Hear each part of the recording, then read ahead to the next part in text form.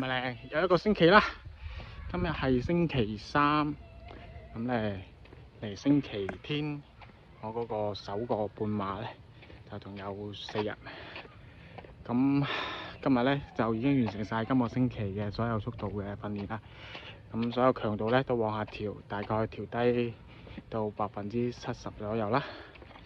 其實感覺咧反而真係將配速、將時間控制好啲嘅話咧，肌肉緊張程度係真係冇咁緊嘅喎。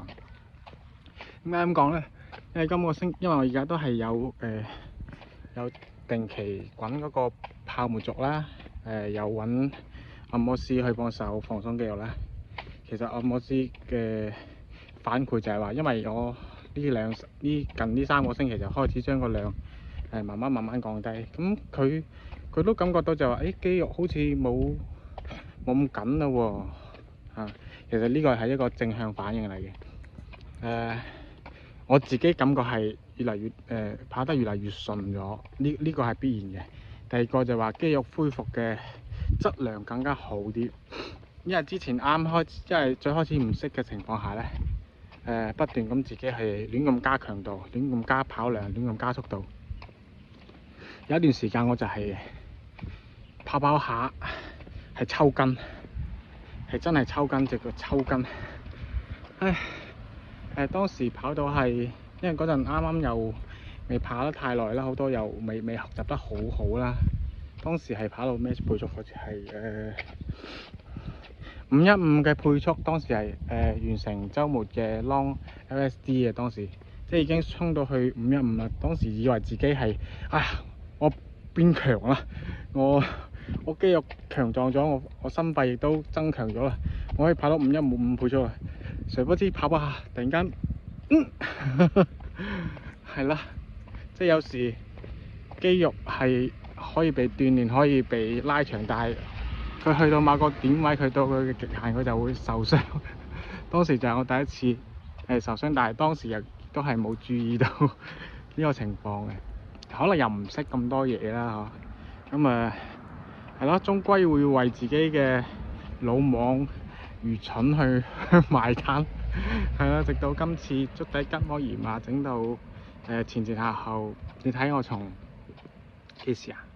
年初到而家啦 ，OK 嘅，而家係過去係9.5，而家係9.8，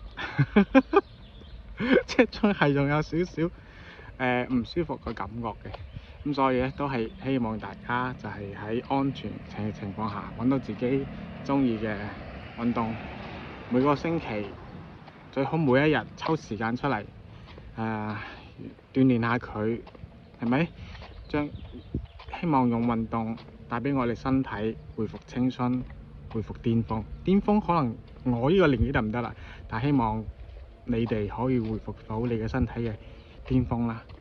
咁今個星期係咯，慢慢降量、降低嘅強度，以安全日常訓練為主啦。所以今個星期就冇乜嘢啦。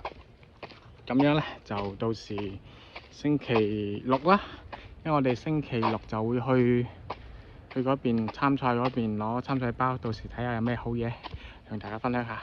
如果你仲未參加過舊金山嘅馬拉松賽事嘅話咧，我雖然我呢個半馬嚇，但我希望可以從我呢個角度俾你哋認識下呢個賽事係點樣嘅。好啦，咁我哋今個星期就聊到傾我咁多，我哋下星期六見，拜拜。